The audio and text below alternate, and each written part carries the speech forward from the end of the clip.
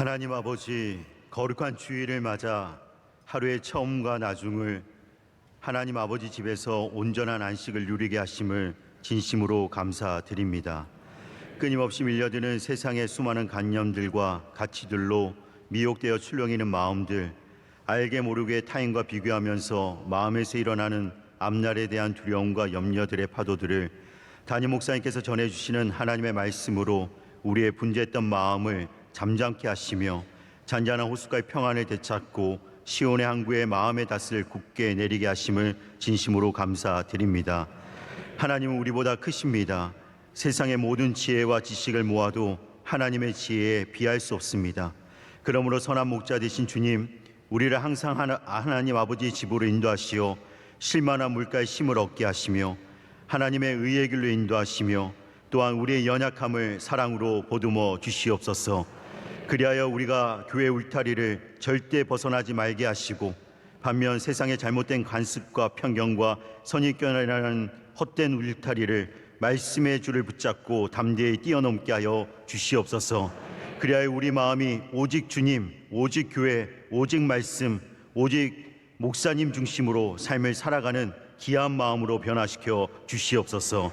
담임 목사님의 가정과 신원을 항상 지켜주시며 지혜로운 영으로 충만하게 하여 주시사 하나님의 경외하는 삶을 통해 모든 교인들의 믿음의 본이 되게 하시며 또한 한국교회와 세계교회의 선한 사마리아인과 같이 사용되게 하여 주시옵소서.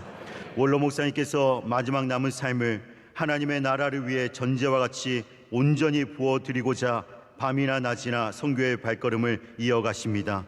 임마누엘 하나님께서 끝까지 동행하여 주시고 지켜주시고 존귀하게 하여 주시옵소서. 또한 비전선교라는 이름으로 이루어지는 원로 목사님의 선교와 봉사 사역이 포스트 코로나 시대에 선교와 봉사의 새로운 패러다임을 제시하는 출발점과 마중물이 되게 하여 주시옵소서.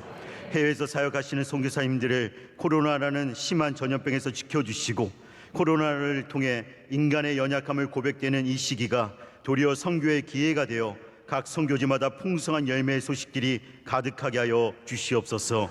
이 대한민국을 긍휼히 여겨 주시옵소서. 서로를 낮추고 헐뜯고 당짓는 이 저주의 문화를 예수 그리스도의 피로 끊어주시고 십자가 지신 예수님처럼 온유하고 겸손하여 서로를 높이고 존중하는 민족으로 거듭나게 하여 주시옵소서.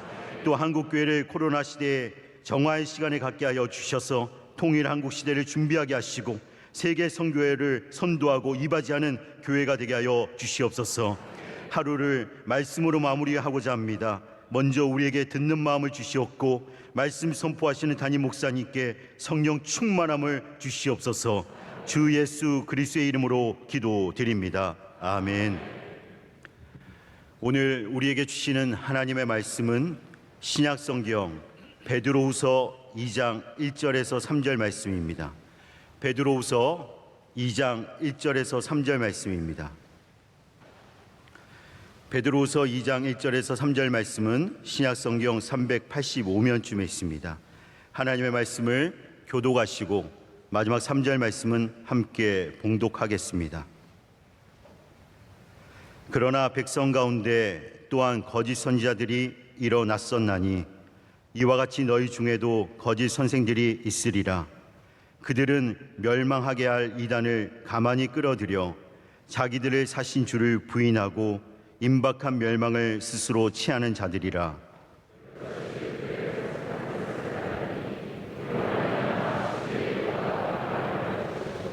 그들이 탐심으로써 지어낸 말을 가지고 너희로 이득을 삼으니 그들의 심판은 옛적부터 지체하지 아니하며 그들의 멸망은 잠들지 아니하느니라. 아멘.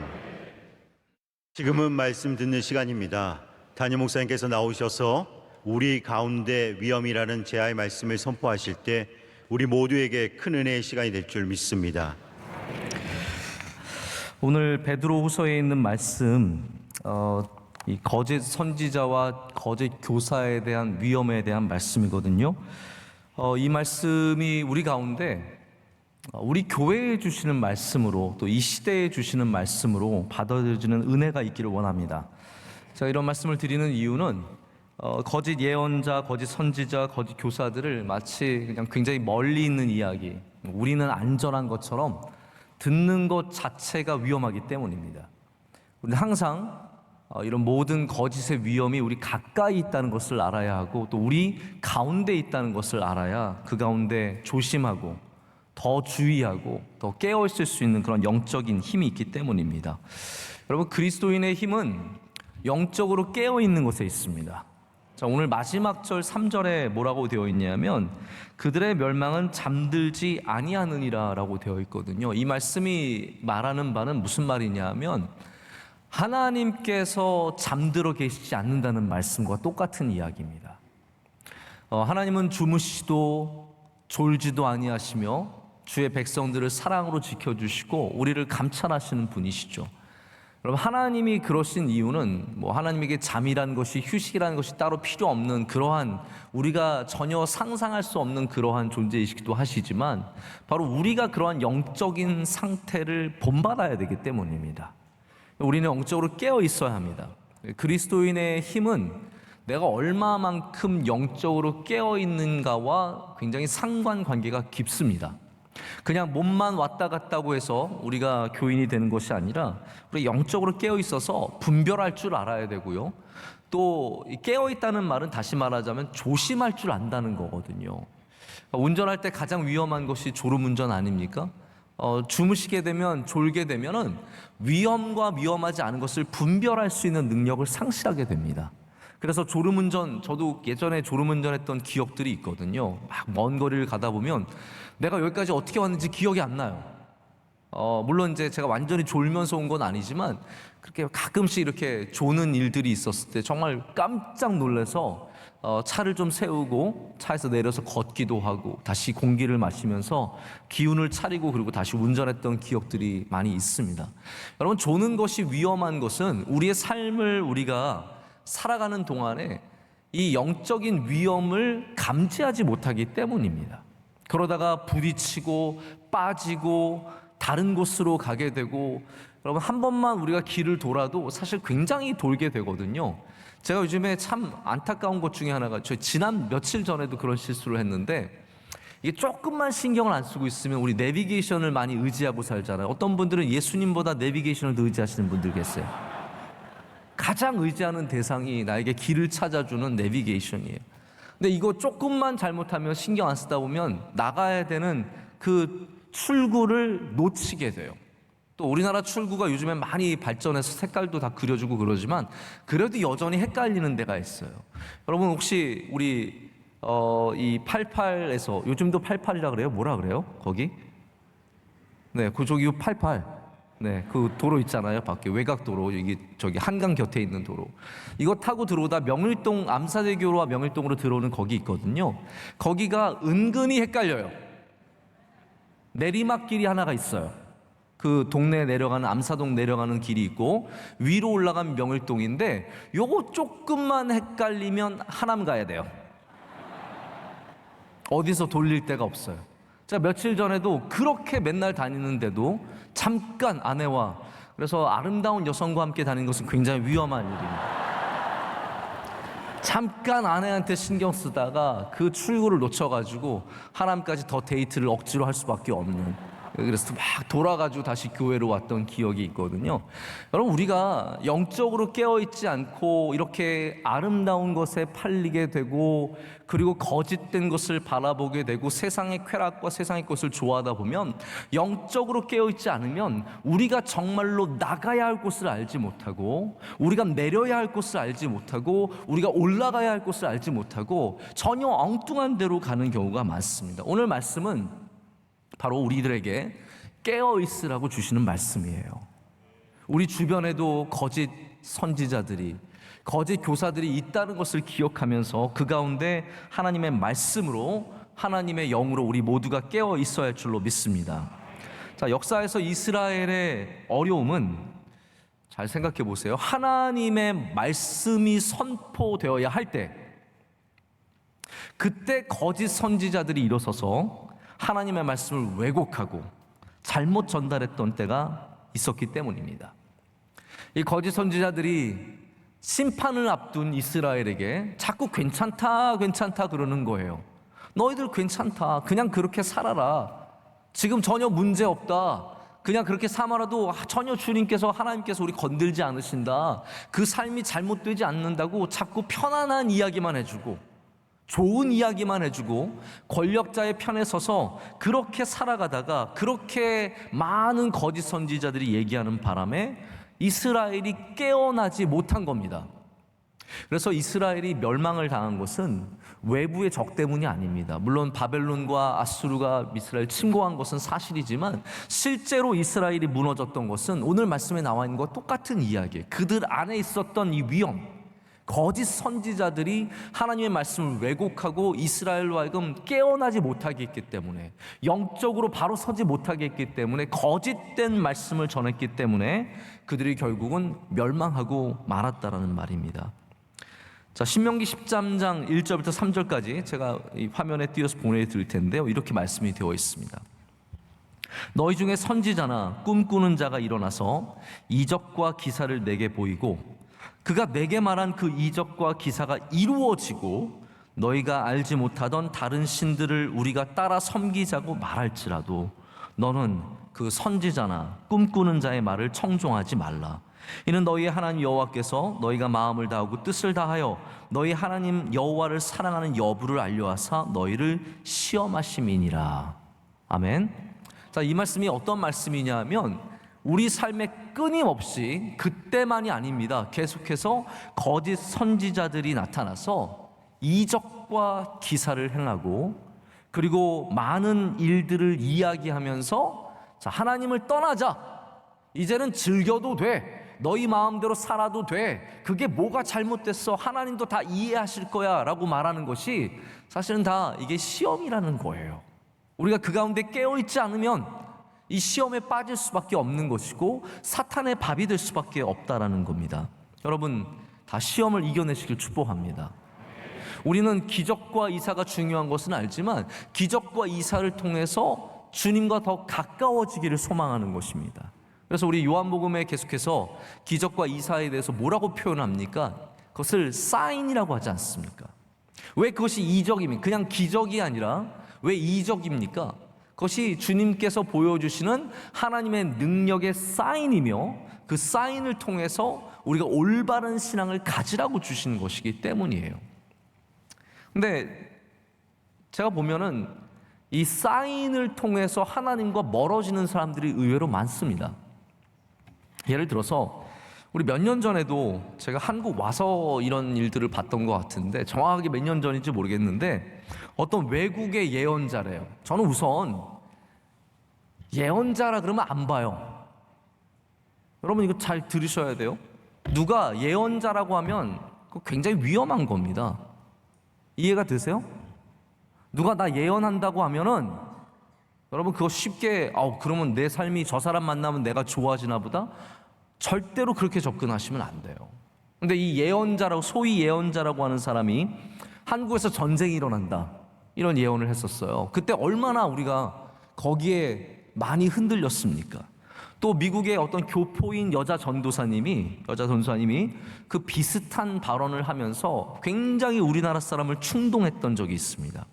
물론 예언이라는 것은, 여러분 잘 들어보세요, 예언이라는 것은 이런 의미가 있어요. 하나님께서 너희가 멸망할 것이다 라고 말씀하실 때는 그 말씀의 의미에는 하나님께서 우리가 멸망하기를 원하시는 것보다 멸망하지 않고 회개하고 돌아오기를 원하시는 게 훨씬 더 강해요. 이해가 되시죠? 그래서 예언서에 너희는 멸망할 것이다는 하나님께서 우리를 멸망시키고자 주시는 말씀이 아니라 멸망하지 않기 위해서 주시는 말씀이에요. 그래서 하나님의 말씀의 예언이 안 이루어지는 것이 가장 복된 일이에요. 그 안에 일어난 일들, 우리 예언서에 나오는 수많은 그러한 경고들과 메시지들은 이루어지지 않는 것이 복이에요. 그게 하나님의 의도예요. 그래서 여러분들이 성경에 나오는 그런 이야기를 보면서 하나님 우리 되게 미워하시나?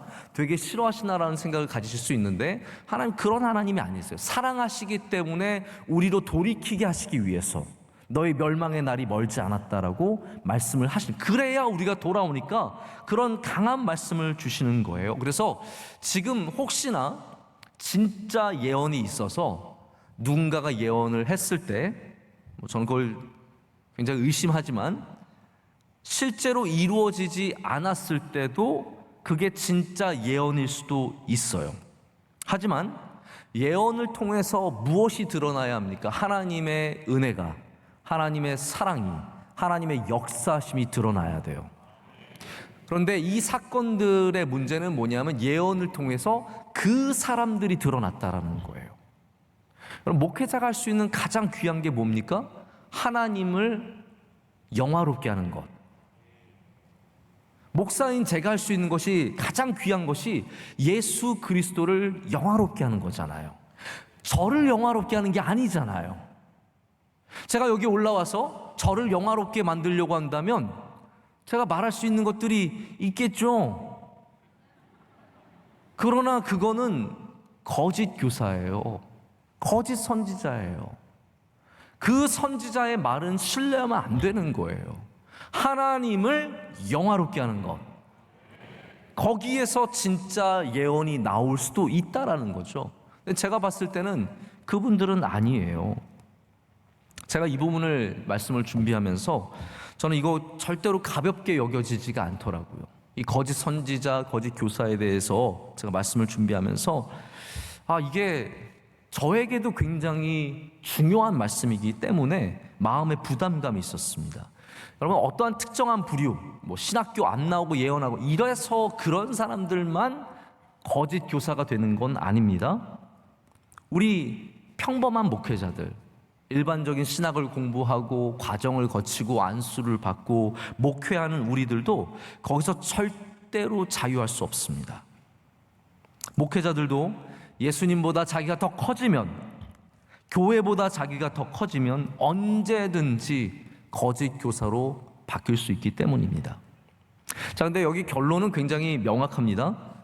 거짓 교사들은 하나님의 임박한 멸망을 스스로 취하게 될 것입니다. 자, 이것이 하나님께서 주시는, 거짓 교사들에게 주시는 경고입니다. 임박한 멸망을 스스로 취한다는 오늘 본문의 말씀은 어떤 뜻이냐 하면, 갑자기 닥쳐온 예상하지 못한 그 멸망의 날을 곧 만나게 될 것이다 라는 뜻이에요. 그래서 모든 거짓 교사들, 하나님의 뜻을 어기고 자기의 마음대로, 제가 좀 이따 설명을 드립니다. 어떤 것들이 거짓 교사의 특징들인지 보여드리는데, 그런 사람들은 결국은 멸망을 당하게 된다라는 거죠. 제가 좀 개인적인 여러분 부탁을 하나 드려도 될까요? 여기에 동의하지 않으시면 어쩔 수 없는데, 저는 제가 그래도 이런 이야기는 저녁 예배를 통해서 좀 드리는 것이 좋다는 생각을 가졌어요. 저는 한 교회 담임 목회자로서 여러분들을 사랑하고 여러분들이 잘 되기를 바라는 목사로서, 이게 전혀 질투심이나 시기심에서 나오는 게 아니에요. 이걸 어떻게 제가 설득을 하죠? 네. 저는 질투심이 별로 없어요. 여러분 아셔야 돼요. 저는 원래부터 시기심이 그렇게 많지 않아요. 물론 굉장히 죽이고 싶은 사람들은 많이 있지만 시기심은 별로 없어요. 질투심은 별로 없어요. 제가 한 교회의 담임 목회자로서 여러분께 부탁드리고 싶은 것은, 여러분들 가운데 혹시 어려운 일 있고 힘든 일 있을 때, 자, 누가 기도 잘하더라, 누구 예언하더라, 어디 가서 기도 받으면 효력이 있더라, 어디 가서 예언 받으면 된다, 이런 거 따라다니지 아니하시기를 부탁드립니다. 이것은 여러분의 영혼을 위해서, 교회를 위해서 그런 거 아니에요. 여러분의 영혼을 위해서 제가 말씀을 드리는 겁니다. 제가 이런 얘기 종종 듣거든요. 저한테도 오셔서 이런 얘기를 하시는 분들이 있어요. 이번에 사업을 하는데 제가 목사님 저기 어느 기도를 잘하신다는 권사님을 만났어요. 그러면서 권사님의 기도를 받았는데 사업이 잘 될 거래요. 그런데 사업이 잘 되지만 아이가 하나 아플 거래요. 이거는 점이에요, 예언이? 이게 기도예요? 점집에 갔는데 권사님이 앉아 계신 거 아니었어요, 혹시?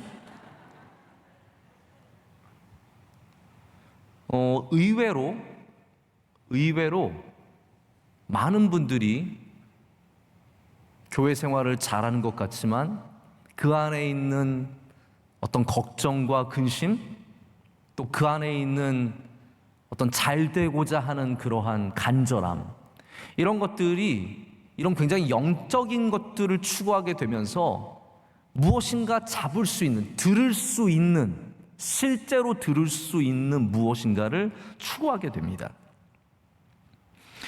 제가 그걸 들어보면 이게 점집에 가는 것과 무슨 차이가 있는가라는 생각을 해보게 돼요. 예수님의 이름으로 기도했을 뿐이지만 이 점집의 이야기와 아무 차이가 없어요. 야, 당신 아들, 제가 기도합니다. 주의 아멘 한 다음에 당신 아들이 제가 하나님이 보여주셨거든요. 이 여자와 결혼을 하면 돈을 많이 벌어요. 그런데 제가 보니까 다른 여자가 보여요. 이 여자와 결혼하면 또 다른 여자가 보여요. 여러분, 이런 기도가 의외로 많습니다. 이러한 굉장히 위험한 사람들이 우리나라에 많습니다. 이걸로 먹고 사는 사람들도 있습니다. 주의하십시오. 여러분들의 영혼을 지켜야 돼요. 우리가 하나님을 그런 식으로 믿으면 안 됩니다. 하나님 여러분 사랑하시잖아요. 마치 사울처럼 신접한 여인을 찾아가서 헛된 이야기를 들으면 안 된다라는 거예요. 이게 여러분의 영에게 얼마나 큰 독인지 모릅니다. 그런 예언들이 그럴싸하고, 아니 그분들 정말 기도하는 분들이에요. 그러나 거기에는 뭔가 분명히 잘못된 거짓들이 많이 숨어 있는 거예요. 우리가 만나는 위험은 바로 이런 거짓 선지자, 거짓 교사, 그리고 공격하는 이 사람들이 정말 주의할 것은 우리 내부에도 있다라는 겁니다. 이게 지금 베드로후서가 이야기하는 부분이거든요. 이게 밖에 있는 정도가 아니라 우리 가운데에 있는 위험이라는 거예요. 우리 안에 있는 위험이라는 거예요. 그럼 명성교회 굉장히 건강해 보이지만 사실은 이런 위험이 우리 안에도 실제로 있어요. 왜 없겠습니까? 이런 것들을 추구하고 이런 것들을 바라고 항상 사람들 찾아다니면서 기도받는 이런 일들이 있어요. 저도 이런 기도를 받아본 적이 있어요. 심지어는 저한테도 오셔서 어떤 분이 예전에 아주 오래전의 이야기예요. 조금 약간 그런 쪽으로 문제가 있는 한 분이 어떤 외국 사람을 우리 교회 데리고 와서 이분이 프로핏 말 그대로 선지자라는 거예요. 그게 레벨이 있대. 이게 무슨 게임도 아니고 무슨 레벨이 있어요? 영적인 레벨이 있어가지고 이분이 저한테 오셔서 원로 목사님과 저를 앉혀놓고 자기가 기도를 해주겠다는 거예요. 그러면서 막 기도를 하더니 I see the future of this church. I see that you rise up. 그런 소리 하면서 너는 해서 빛나게 되고 어쩌고저쩌고 좋은 얘기 다 해줘요. 여러분, 듣기에는 기분 좋을 수 있고 듣기에는 잘 될 것 같지만 우리가 정말로 의지해야 되는 분은 하나님입니다. 그 예언을 의지하게 되거든요. 하나님을 의지해야 되는데 사람의 말을 의지하게 된다라는 겁니다. 자, 그러면 거짓 선생이 하는 일이 무엇인지 오늘 말씀에서 몇 가지만 좀 발견하기를 원하는데, 첫 번째는요, 멸망하게 할 이단을 가만히 끌어들이는 일입니다. 오늘 말씀에도 나오죠. 자, 우리 1절 말씀을 좀 길지만 다 함께 읽겠습니다. 그러나 백성 가운데 또한 거짓 선지자들이 일어났나니 이와 같이 너희 중에도 거짓 선생들이 있으리라. 그들은 멸망하게 할 이단을 가만히 끌어들여 자신들을 사신 주를 부인하고 임박한 멸망을 스스로 취하는 자들이라. 아멘. 여기 멸망하게 할 이단을 가만히 끌어들인다라고 했습니다. 여기 이단이라는 단어가 이제 굉장히 중요하게 등장을 하는데요, 이단은 우리가 만들어낸 말이 아니라 이렇게 성경에 있는 말입니다. 이게 헬라어로도 영어의 헤레시, 이제 이단을 영어에서는 헤레시라고 얘기를 합니다. 이제 우리가 말하는 사이비는 컬트라고 보통 얘기를 하고요, 이단, 이런 조직적인 이단은 우리가 헤레시라고 이야기를 해요. 근데 헤라시도 헬라어의 어원이 같은 그런 단어예요. 하이레시스라고 하는 그런 단어입니다. 이게 어떠한 단어냐면 의견이라는 단어예요. 원래는 변형, 의견 이런 단어인데 고린도전서에 똑같은 단어가 나옵니다. 여기는 당파로 쓰여요. 왜냐하면 의견이 있으니까 당파를 이루는 거죠. 그래서 당파로 쓰입니다. 그런데 여기 베드로는 이 헤레스에 멸망하게 할이라는 단어를 붙입니다. 그래서 이것은 단순한 의견이 아니에요. 이 의견은 어떤 의견이냐면 복음은 여러분 본질적으로 우리에게 어떠한 것을 줍니까? 우리에게 생명을 주잖아요. 우리를 복된 길로 인도하잖아요. 그것이 복음의 힘이라면 이단의 힘은 뭐냐면 우리를 반대로 멸망하게 하는 거예요. 그래서 이단이 아무리 그럴싸해도 우리가 이단을 따라가면 안 되는 것이 이단은 우리를 멸망하게 하는 힘이 있다는 겁니다. 이 의견은 하나님이 주시는 복음과 실제 복음과 달라서 우리를 구원하지 못합니다. 자, 이번 기회에 여러분이 이단에 대해서 잠깐만 좀 이해를 하시면 좋을 게 있어요. 이건 제가 어디 책에서 배운 것도 아니고 제가 미국 교회사를 좀 오랫동안 연구를 하다 보니까 이런 흐름들이 보이는 거죠. 제가 한 흐름을 말씀을 드리는데 이단이 등장하는 게 굉장히 두 가지 이유가 있는 것 같아요. 이거 아무 때나 들을 수 있는 이야기가 아닙니다. 굉장히 중요한 이야기입니다. 자, 이거 잘 들어보세요. 19세기 초 1800년대 초반에 미국에 큰 부흥이 있었어요. 우리가 2차 대각성 운동이라고 부르는 것이 이제 이 운동인데 이때 교회들이요 우후죽순으로 생겨나고 한마디로 말해서 교회 안 다니는 사람이 없을 정도로 모든 사람들이 그래서 그때 이제 교회가 많아지고 사람들이 복음을 많이 받아들이니까 미국 사람들이 그때 무슨 생각을 했냐면 이제 우리 이 미국 안에는 복음이 다 전파됐으니까 해외로 나가야겠다. 그래서 해외 선교가 그때부터 시작이 되는 거예요. 굉장히 이 교회 부흥과 관련이 있는 일이거든요. 자, 그런데 그 와중에 어떤 일이 있냐면 영적으로 뜨거워지니까 이게 중요한 겁니다. 영적으로 뜨거워지니까 이단들이 많이 생겼어요. 그래서 제가 이단들이 생긴 이유를 볼 때 첫 번째 이유는 뭐냐면 이게 다 교회 사회적 이유가 있는데 바로 이런 영적인 뜨거움이 있을 때 이단의 위험이 있다라는 겁니다. 그래서 그때 생긴 이단들이 몰몬이라든지 이런 사실은 몰몬교도요 미국에서는 이단이라고 말 못합니다. 이게 법적으로 다 걸릴 수 있는 일이고 우리가 한국에서 흔히 이단이라고 말하는 예수재림 제7일 안식일교 아니면 예수재림 안식일 제7일교인가 하여튼 길어가지고 잘 말하기 힘든 그 안식교 삼육대학교 이런 것도 우리나라에서는 그냥 딱 이단이라고 얘기하지만 미국에서는 그렇게 쉽게 얘기를 못합니다. 근데 대부분이 바로 이때쯤 생겼어요. 왜냐하면 과열된 신앙이 우리를 잘못 인도할 때가 있기 때문입니다. 그래서 우리가 뜨거워져도 성경 안에서 뜨거워져야 되고요. 뜨거워져도 교회 안에서 뜨거워져야 됩니다. 그럼 이 이단들을 만든 사람들은 어떻게 뜨거워졌느냐? 자, 이분들이 다 하나님도 알고 교회도 알고 거기서 신앙생활했지만 성령 이게 자기들은 성령의 임재라 그러겠지만 뜨거워지면서 교회의 권위와 성경의 권위와 하나님의 권위를 다 벗어나게 되는 거예요. 그러면서 성경 말씀이 아니라 자기에게 계시한 말씀이 있다는 거예요. 그게 바로 몰몬경이잖아요. 하나님이 나한테 따로 계시해 주셨는데 내가 이거를 볼 수 있는 특별한 어떠한 그 유리 같은 걸로 들여다 보니까 이 말씀이 보인대요. 그래서 그 말씀을 받아 적은 것이 몰몬경이에요. 이 모든 것들은 어디에서 나오냐면 뜨거운 신앙을 가진 사람이 하나님을 넘어섰을 때, 교회 안에서 뜨거웠던 사람이 교회를 넘어서고 그리고 말씀을 넘어설 때 이런 일들이 항상 생기는 겁니다. 교만의 영은 여러분 이걸 아셔야 돼요. 교만의 영은 반드시 사탄에게 잡히게 되어 있습니다. 오늘 굉장히 저도 원치 않게 이런 영적인 이야기를 많이 하게 되는데 교만의 영은 사탄에게 밀가불듯이 놀릴 수밖에 없습니다. 여러분 겸손해지시길 축복합니다. 뜨거워도 겸손한 사람이 진짜 무서운 사람이에요. 네? 뜨거워도 말씀을 많이 읽고 정말 교회에 열심을 내고 모든 것 다 최선을 다하지만 겸손하다?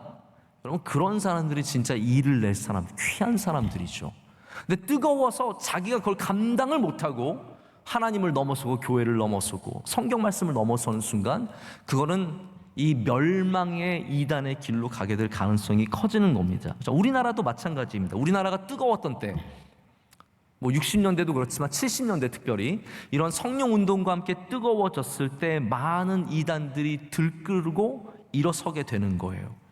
1990년대도 우리나라 교회가 제일 부흥하던 때거든요.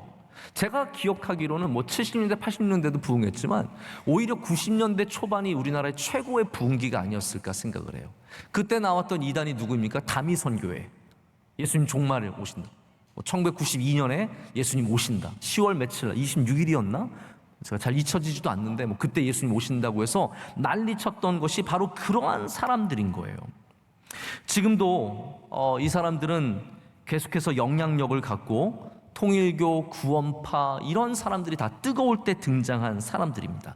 자, 이것이 하나의 이단의 등장의 통로라면 또 다른 통로는 교회가 약해질 때 이단이 나타나게 됩니다. 부흥의 불씨가 꺼져가고 교인들의 이 올렸던 가드가 내려올 때 신천지 같은 강력한 이단이 등장을 해서 뒤처지는 사람들과 교회에 불만을 가진 사람들과, 여러분 이걸 아셔야 돼요. 신천지에 들어간 많은 사람들이 교회에 불만이 많은 사람들이에요. 교회의 가르침에 대해서, 교회의 방향에 대해서 불만이 많은 사람들이 잘 잡혀가게 돼요. 이게 어떻게 되냐면 교회가 약해졌기 때문이에요. 교회가 뒤처진 사람들을 끌고 가지 못하고 자꾸 뒤처진 사람들은 계속해서 세상과 가까워지면서 이 이단들에게 쉽게 끌려가게 된 겁니다. 결국은 이 사람들을 데려다가 거짓 복음으로 가르치고 교회를 더 어렵게 하는 일들을 펼쳤죠. 여러분, 우리가 기억해야 될 것은, 오늘 말씀을 통해서 기억해야 될 것은, 멸망하게 될 이단은 자기를 값주고 사신, 자신들을 구원하신 예수님을 결국은 부인하고, 예수님을 믿는 것 같지만 아니잖아요. 결국은 교주를 다 믿는 겁니다. 부인하고 결국은 멸망을 스스로 취하는 사람들이 될 것이라는 사실입니다. 이 멸망을 스스로 취한다는 것은 정말 갑자기 어느 순간 멸망한다는 거예요. 저는 그래서 이 말씀을 통해서 오늘 좀 확신을 갖게 되었어요. 어떠한 이단도, 지금 굉장한 힘을 갖고 있는 것처럼 보이는 이단도 우리 하나님의 말씀을 통해서 확신할 수 있는 것은 어느 순간 무너지게 되어 있습니다. 어느 순간 무너지게 되어 있습니다. 여러분, 성경 말씀에 제자들이 랍비에게 물어보는 거 기억나십니까? 이거 예수라는 집단 어떻게 할까요? 뭐라고 얘기를 합니까? 저들이 거짓이면 금방 무너질 것이고 진짜면 갈 것이다 라고 얘기를 해주잖아요. 이단도 마찬가지입니다. 이거 모든 거짓된 것들은 하나님께서 반드시 멸망하도록 주님께서 역사하십니다. 우리는 이단을 두려워하지 말고, 그러나 조심하면서 깨어서, 할렐루야, 우리의 가드를 다시 올리고 정신을 차리고 우리 하나님의 말씀의 권위를 절대로 타협하지 마시고, 우리가 해석하기 편한 해석이 아니라 하나님의 말씀을 존중하고 그리고 귀하게 여기는 마음으로 바라보실 때 우리가 멸망하는 이단에 빠지지 않게 될 줄로 믿습니다. 자, 두 번째, 거짓 선생들은 교회의 윤리를 무너뜨립니다. 교회는, 특히 성도들은 믿음으로 말미암아 갖게 된 도덕과 윤리의 기준들이 있어야 합니다. 할렐루야. 이거 굉장히 중요한 얘기잖아요. 우리가 믿음이 있다는 말이 그냥 예수님 믿는다는 것으로 끝나지 않아요. 그건 우리의 삶에 영향을 미쳐요. 우리의 도덕적인 기준을 바꿔줍니다. 우리 윤리의 기준을 바꿔줘요. 우리가 돈을 쓰는 방식을 바꿔줘요. 우리가 돈을 버는 방식을 바꿔주고, 우리의 시간을 쓰는 방식을 바꿔주고, 우리의 즐거움의 방식을 다 바꾸는 어마어마한 힘이 믿음이라는 것에 있지 않습니까? 그래서 우리 믿는 사람들은 세상과 똑같은 윤리로 살아가지 않아요. 교회는 그래서 할 수 있는 게 있고 절대로 해서는 안 되는 게 있는 겁니다. 왜냐하면 세상의 윤리와 다르기 때문이에요. 제가 이렇게 이사로서 여러 기관들을 섬겨보면 그냥 거기는 이윤을 위해서 무엇이든 할 수 있어요. 학교도 그래요. 학교가 갖고 있는 인다우먼트라고 하는 자금을 투자해서 거기서부터 많은 돈을 벌면 그냥 된 거예요. 그게 최고예요. 그렇게 안 하면 학교는 운영이 안 돼요. 그러나 교회는 우리가 이익을 위해서 운영되는 집단이 아니잖아요. 우리는 하나님의 영광을 위해서, 할렐루야, 하나님의 뜻을 위해서. 그래서 우리는 이익이 되는 걸 뻔히 보지만 그 방향으로 가지 않아요. 왜냐하면 우리에게 주신 도덕적인 윤리적인 기준이 다르기 때문이에요. 우리는 손해를 보더라도 하나님이 기뻐하시는 길을 걸어야 되는 것이고, 우리는 이익이 될 걸 뻔히 보아도 그 길로 가지 않게 될 수밖에 없는 그런 많은 일들이 있다는 것을 여러분께서 아셔야 됩니다. 우리가 주님이 주신 물질을 사용하는데도, 또 주님이 주신 자원을 돌보는 일에도 교회가 탁월한 윤리의식이 있어야 됩니다. 자, 우리의 삶에도 건강한 윤리의식이 있어야 합니다. 그래서 방탕함이 교회 안에 자리를 잡으면 안 됩니다.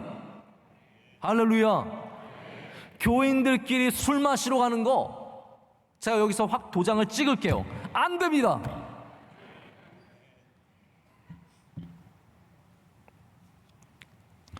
저한테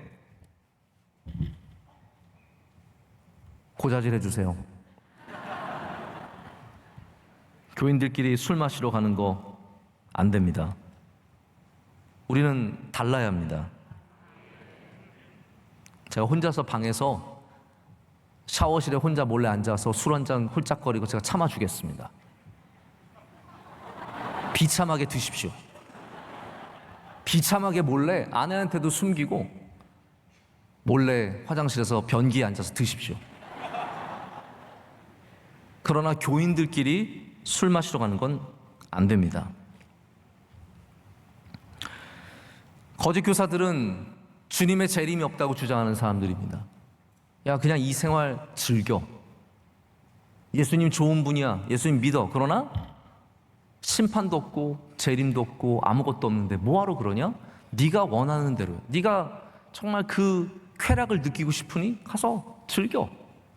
가서 취하고 싶으니 가서 취해. 가서 하고 싶으니 너가 하고 싶은 대로 다 해. 그것이 거짓 교사가 교회에 던져준 윤리의 타락의 모습입니다.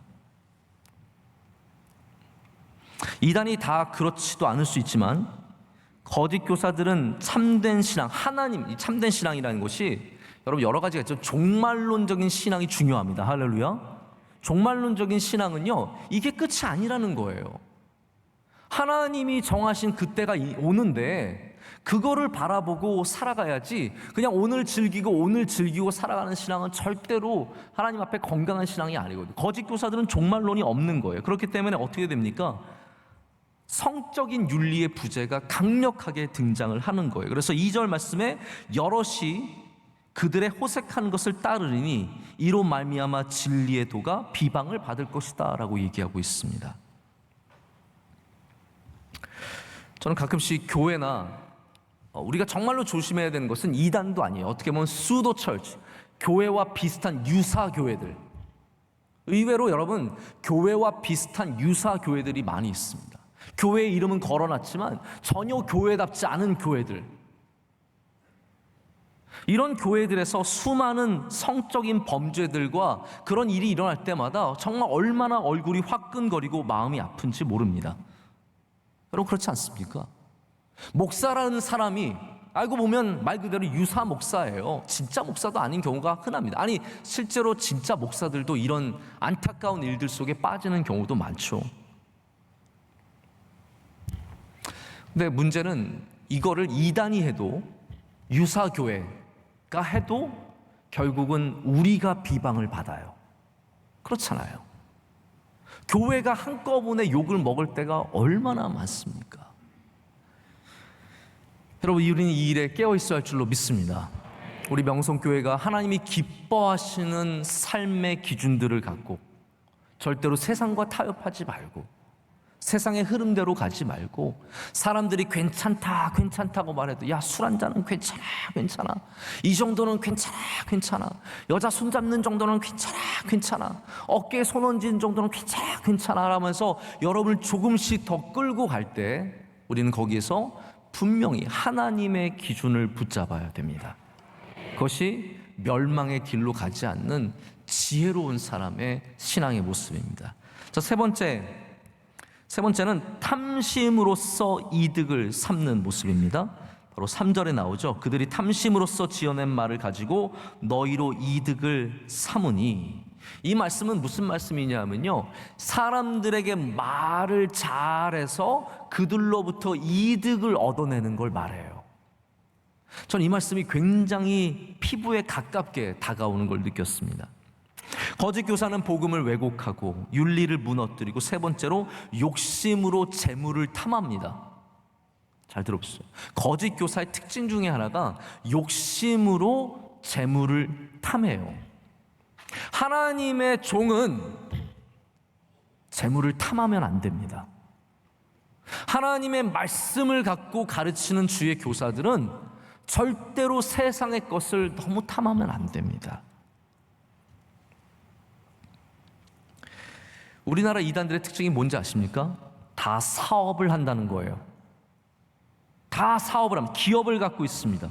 회사를 운영하고 교인들을 착취해서 공장에서 일하게 하고, 그것으로 말미암아 교주들의 배를 불리는, 교주 일가의 배를 불리는, 교주와 함께하는 패거리들의 배를 불리는 일들을 하고 있습니다.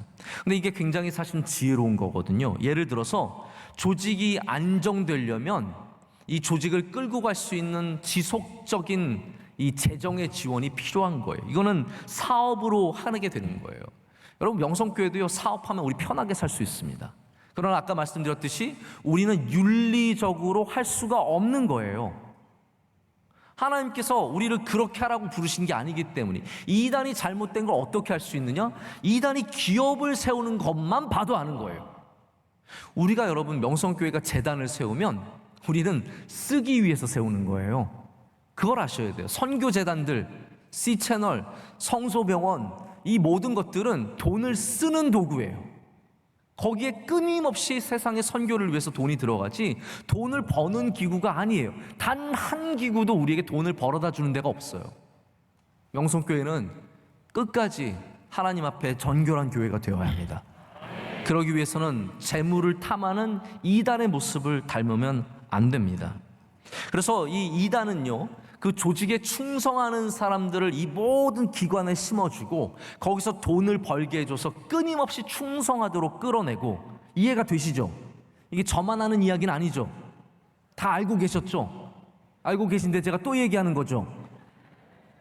이단은 그렇게 운영이 되는 거예요. 다 붙여놓고 거기서 돈 받게 하고, 그래서 충성하게 하고, 그래서 그 권력을 유지하고 끊임없이 거기에 충성하도록 만드는 겁니다. 통일교, 제가 말씀 올라오기 전에 통일교 한번 찾아봤어요. 통일교 기업이 얼마나, 옛날에 우리는 그냥 맥콜 안 마시는 정도로 버텼어요. 여러분 기억나세요? 저는 맥콜 맛이 너무 궁금했어요. 여러분들 안 궁금하셨어요? 저는 저거 맥콜 맛은 무슨 맛일까? 근데 감사하게도 보리텐이 나왔어요. 보리텐 아세요? 보리텐이 나와서 이게 맥콜 맛 비슷해서 그리고 위안을 느꼈어요. 위안, 이게 맥콜 맛이구나. 저는 지금도 맥콜 마셔본 적 없고 아직도 안 마시는데, 우리가 일화 얼마나 조심했습니까? 근데 지금 그 가드가 다 없어졌어요. 지금 그냥 그렇게 살아가는 거예요. 선화예중고 통일교 겁니다. 선문대학교 통일교 겁니다. 용평 리조트 통일교 겁니다. 수많은 재물을 탐하는 기관들이 그들에게 이렇게 끊임없이 물질의 모든 자원들을 제공하고 있습니다. 여러분, 아무리 많은 돈을 갖고 있고 아무리 많은 기업을 해도 오늘 말씀의 결론은 이거예요. 이 모든 것들은 하나님의 심판의 대상입니다. 멸망할 날이 곧 온다는 거죠. 그래서 돈 많은 거 여러분 너무 부러워하지 마십시오. 물론 돈 많으면 좋을 거예요. 그렇죠? 저는 돈을 절대로 악으로 보진 않습니다. 그 굉장히 위험한 생각이에요. 돈을 악으로 취급하면 안 되고 돈을 지혜롭게 쓸 줄 아는 것이 중요한 것이지 절대적인 악은 없습니다. 절대적인 악은 없습니다. 그러나 이단은 이 모든 일들을 통해서 하나님 앞에 멸망의 날을 촉구하고 있는 거예요. 자, 그리고 결론을 내리자면 3절 마지막 부분은 하나님께서 어떻게 행하시는지를 보여줍니다. 그들의 심판은 옛적부터 지체하지 아니하며 그들의 멸망은 잠들지 아니하느니라. 제가 아까도 말씀드렸지만 하나님은 주무시지 아니하시는 분이시기 때문에 그들의 멸망은 잠들지 않는다라고 말씀하시는 거예요. 하나님께서 그들에게 반드시 멸망의 마지막 날을 만나게 하신다라는 거죠. 그 하나님의 정하신 때의 문제예요. 우리는 그 때를 알 수 없죠. 왜 지금까지도 이단이 있는지, 왜 지금까지도 거짓 선지자들이 있는지 우리는 명확한 이유는 알 수 없지만 하나님이 정하신 때가 오면 하나님은 깨어 계시기 때문에, 할렐루야, 주무시지 아니하시는 분이시기 때문에 그들을 반드시 심판하실 겁니다. 우리 없어질 것 같다가도 가짜 음식 파동이 종종 일어납니다. 아주 오래전에 저 초등학교, 중학교 다닐 때쯤 참기름이 가짜여서 난리가 났던 적이 있습니다. 아마 주부들께서는 늘 그런 걱정하셨던 것 같아요. 그래서 그때 나온 게 참기름. 이건 진짜 참기름이에요 라고 해서 참기름이 나왔었죠.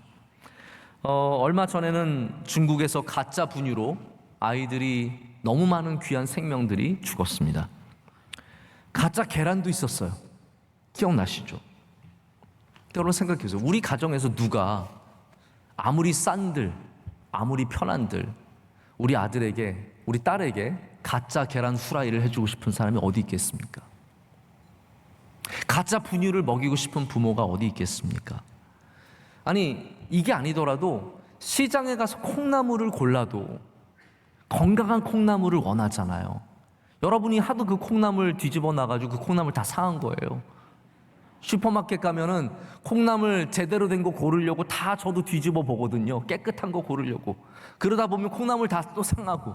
우리가 콩나물을 사도 깨끗한 걸 사려고 하는 것이죠. 건강한 콩나물을 고르려고 하는 거죠. 그게 다 깨어있는 사람들의 생각 아니겠습니까? 우리 말씀을 대하는 우리는 깨어 있어야 합니다. 어떻게 가짜를 먹고 살려고 하냐는 거예요. 어떻게 가짜를 우리 이웃에게 나눠주며 우리 자녀들에게 주며 우리가 그것을 먹겠습니까? 건강한 콩나물을 고르는 여러분들이, 상처 안 입은 팔을 고르는 여러분들이 말씀에 있어서도 깐깐해지셔야 됩니다. 할렐루야. 말씀에 있어서도 깐깐해져야 합니다. 그 말씀이, 제가 이 말씀을 좀 두렵게 드리는 것은 제 설교 비평하라는 얘기가 아니에요. 오늘 목사님 설교 한 5분 정도 길다, 그런 식으로 그거는 치사해지는 거예요.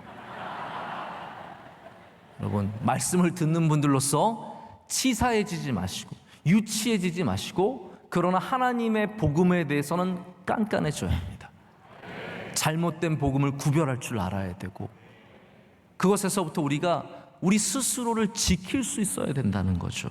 저는 바라기는 우리 모든 주의 백성들이, 우리 교회에 또 지금 예배드리는 많은 분들의 그 영이 깨어 있어서 항상 주의하며 우리 내부 안에서 우리의 영혼을 죽이는 이 모든 거짓 교사와 우리들을 시험에 들게 하는 모든 분들로부터 주의하는 영적인 긴장감을 가질 때, 여러분들이 건강하면 교회가 건강합니다. 교회가 건강하면 여러분들이 건강할 수 있습니다. 그런 건강함의 은혜가 우리 모두에게 함께 있기를 간절히 소망합니다. 우리 시간 함께 찬양 함께 하시겠습니다. 찬양하실 때 오소서 진리의 성령님 함께 찬양합니다.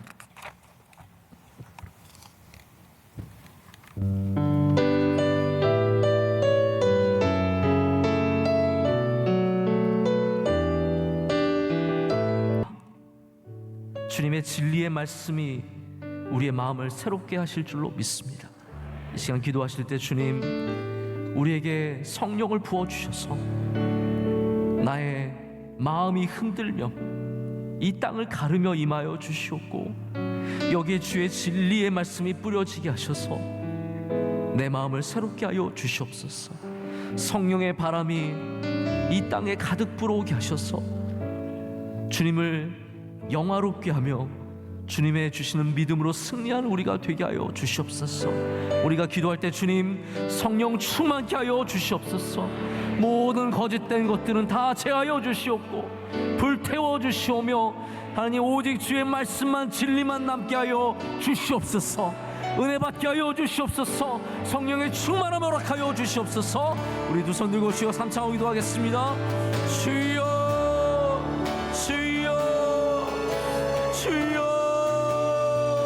아버지 하나님, 이 시간 예배드리옵소서. 하나님 아버지, 이곳에 주의 성령을 아버지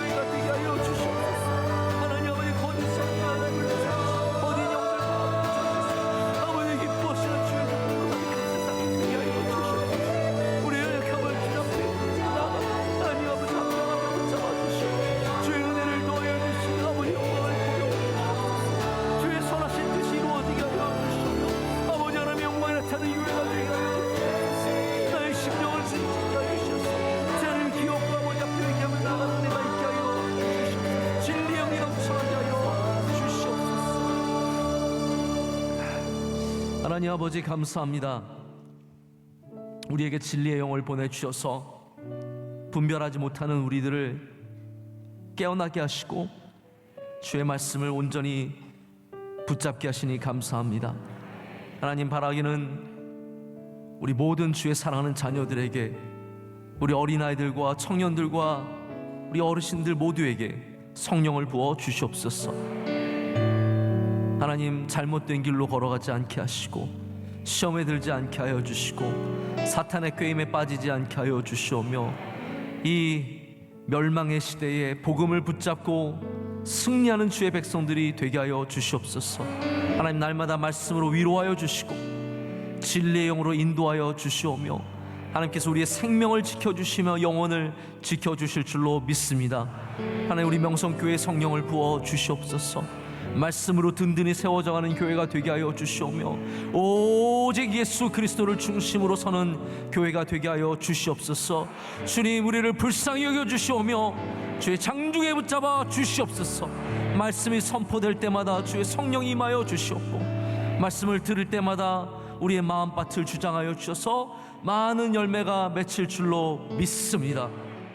이 모든 것을 주님께 아뢰며, 이제는 우리 주 예수 그리스도의 크신 은혜와 하나님 아버지의 사랑과 성령님의 함께하시며 임재하심이 주의 말씀을 붙잡고 진리의 영을 붙잡고 나아가는 주의 모든 사랑하는 성도들에게 이제로부터 영원토록 함께하시기를 간절히 축원하옵나이다. 아멘.